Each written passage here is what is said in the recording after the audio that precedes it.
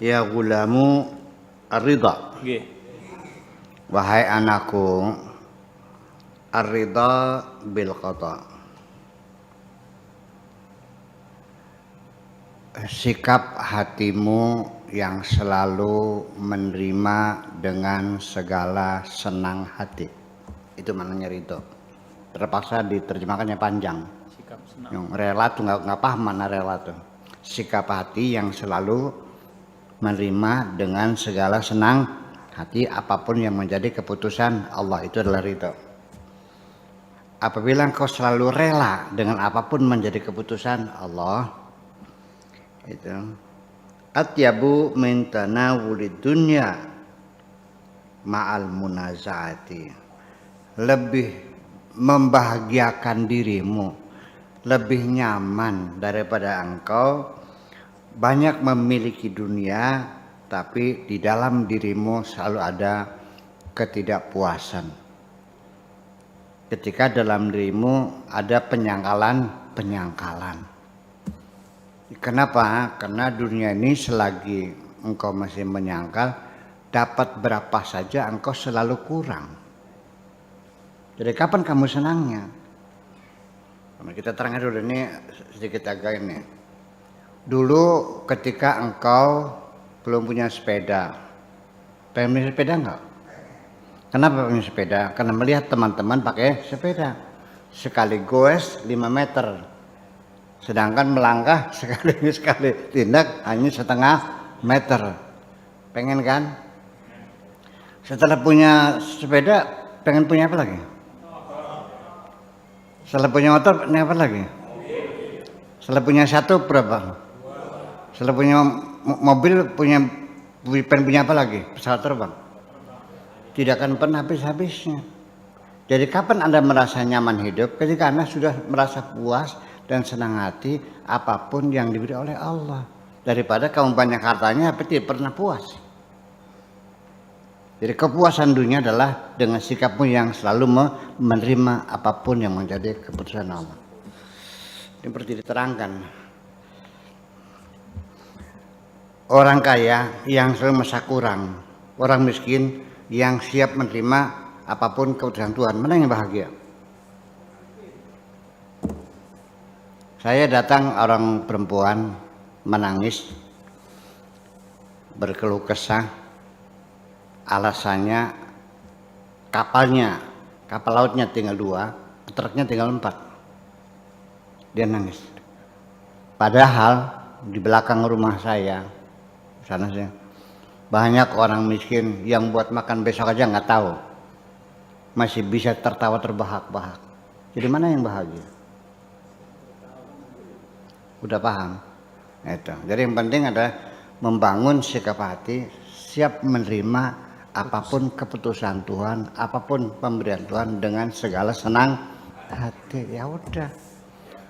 Sementara kita baru punya sepeda, sudah dinaik sepeda dinikmati. Iya, nanti dikasih motor ya silat nikmatinya. Ya, terus nggak bisa beli mobil ya udah. memang lebih baik naik motor daripada naik mobil. Mobil kan resikonya lebih besar lagi nantinya. Jadi saya kira itu yang paling penting. Kemudian halawatuhu ahla fi qulubis siddiqin. Ya. Rasa manisnya kehidupan lebih manis yang ada di dalam hatinya orang-orang yang siddiqin, orang-orang yang sudah benar-benar mapan di dalam keyakinan dan akidahnya. Siddiqin selalu membenarkan apapun yang menjadi keputusan Tuhan. Min tanawulis syahawat wal ladzat wa ahla indahum minad dunya jami'iha. Itu lebih nyaman daripada engkau bisa mencapai pemuasan syahwat, birahi, seksual, kesenangan, makan enak, ya. Tetapi Anda selalu tidak pernah puas dengan apa yang dapatkan itu. Ya, sudah sekali bisa main cewek sehari, seminggu sekali pengennya tiap hari. Setelah sehari satu pengennya sekali pakai 10 ceweknya pengennya. Jejer. Nggak bisa habisnya gitu, iya.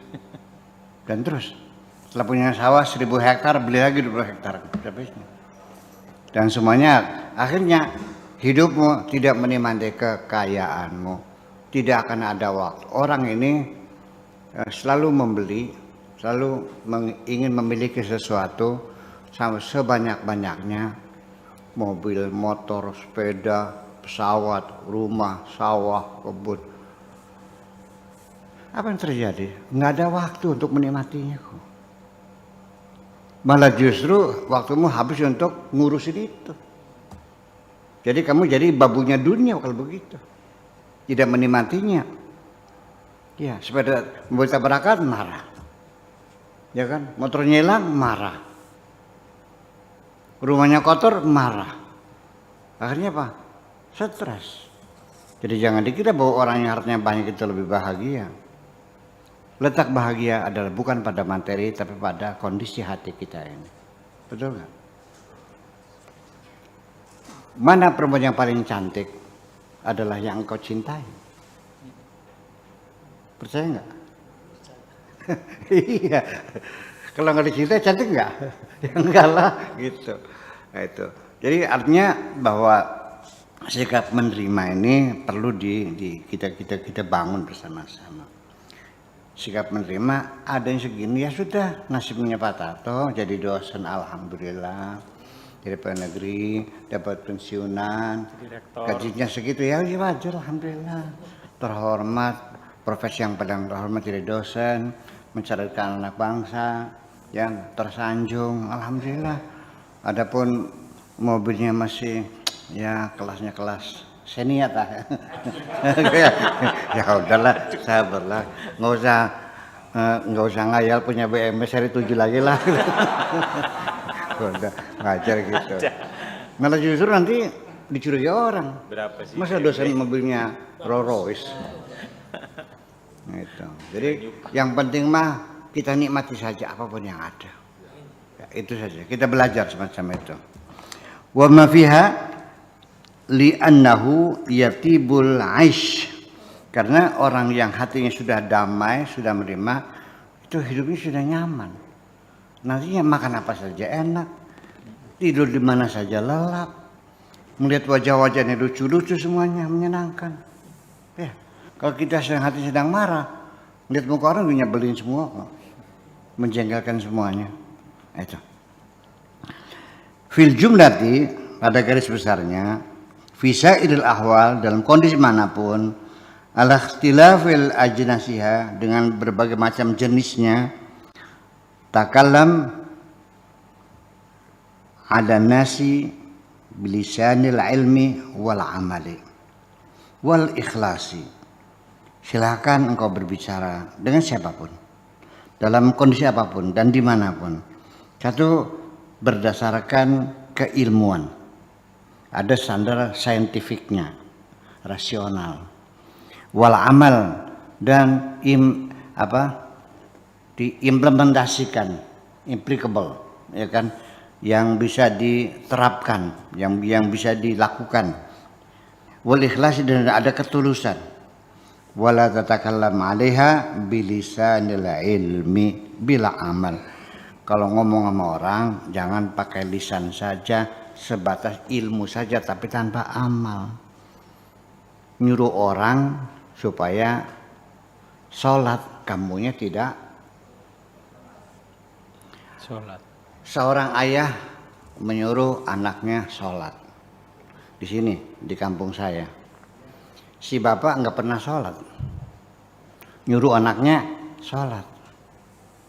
Saya katakan dengan bahasa lokal dulu ya, nang, pada sembayang mana los?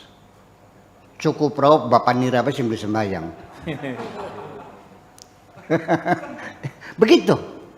Wahai anak-anakku, pergilah sholat sana. Sudah cukup bapakmu saja yang tidak sholat.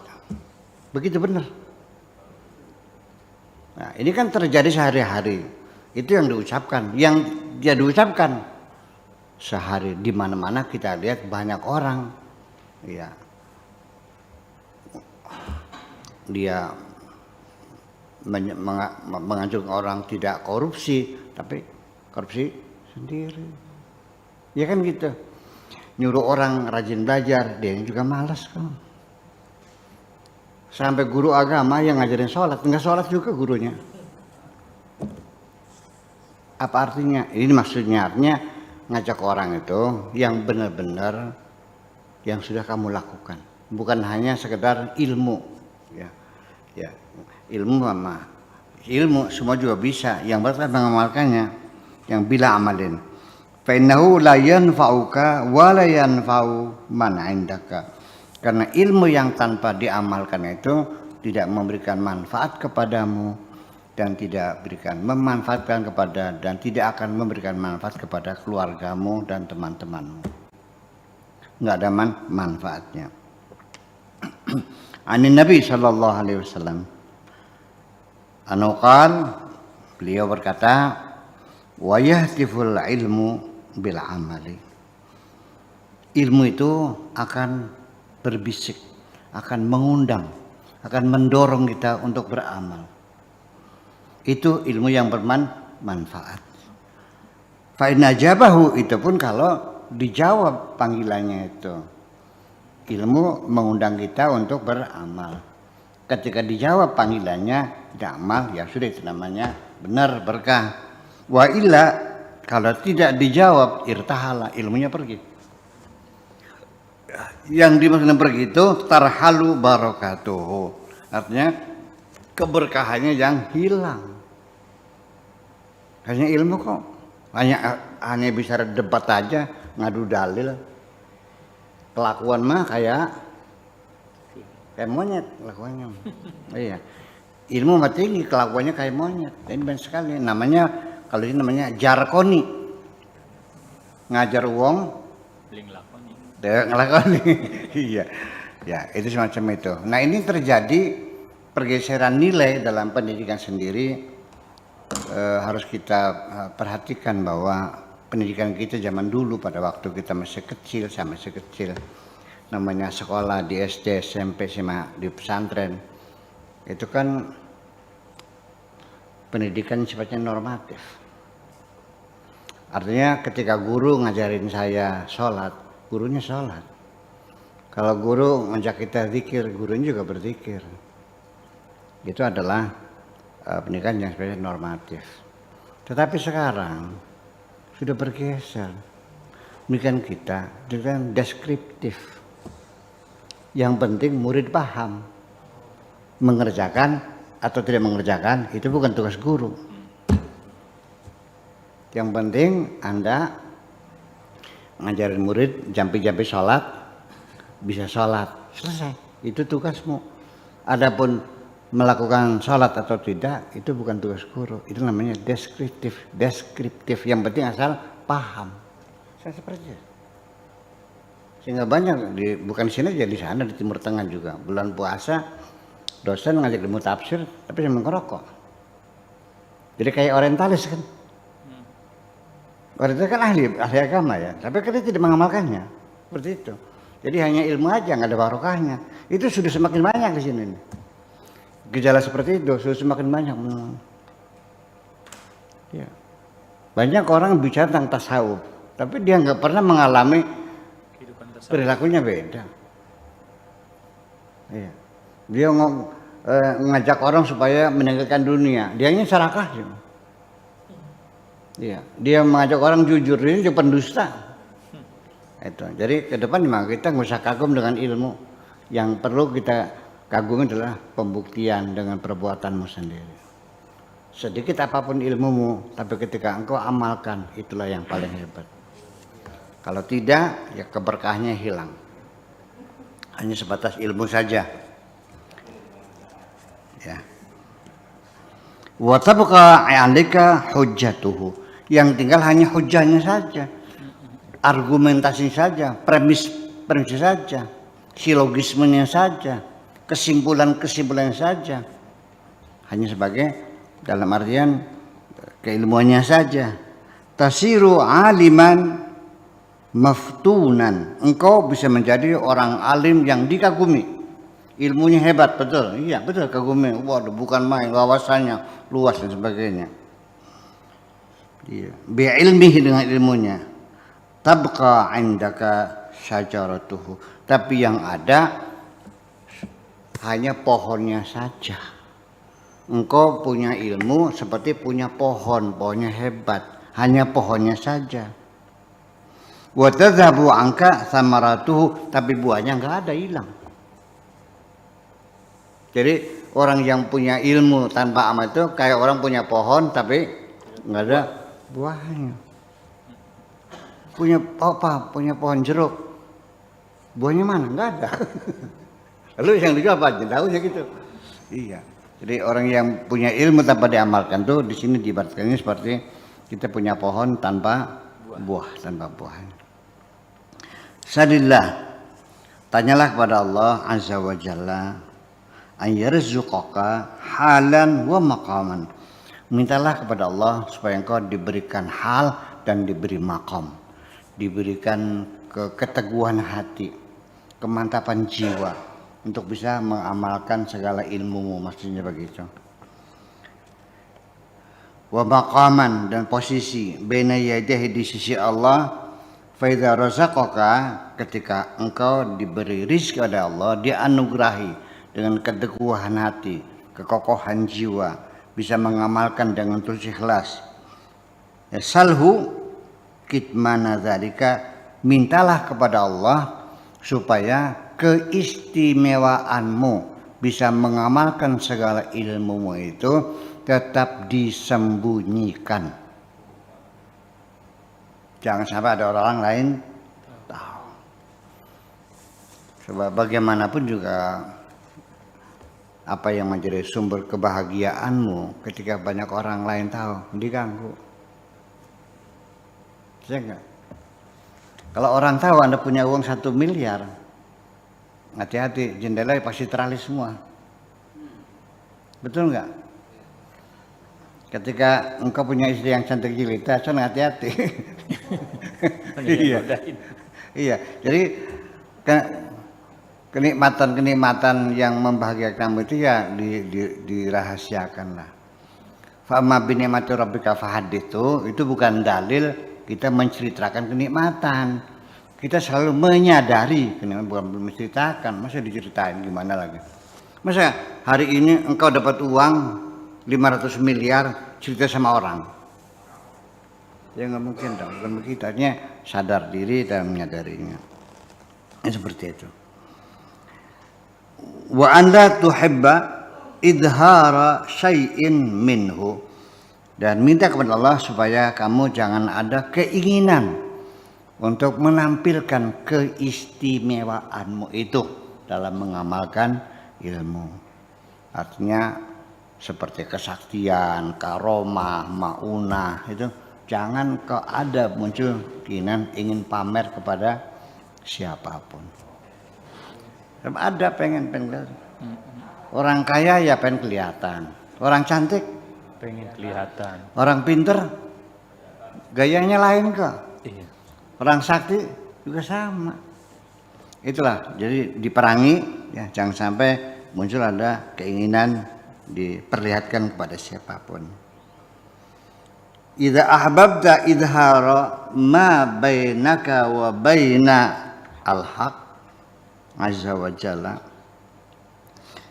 ketika engkau kepingin menampilkan keistimewaan yang terjadi antara dirimu dengan Tuhanmu, kana laka sababan lihalakika, itu akan berakibat fatal atas dirimu sendiri. Itu namanya membocorkan rahasia. Daripada bocor mulut masih mending bocor perut. Udah, itu aja.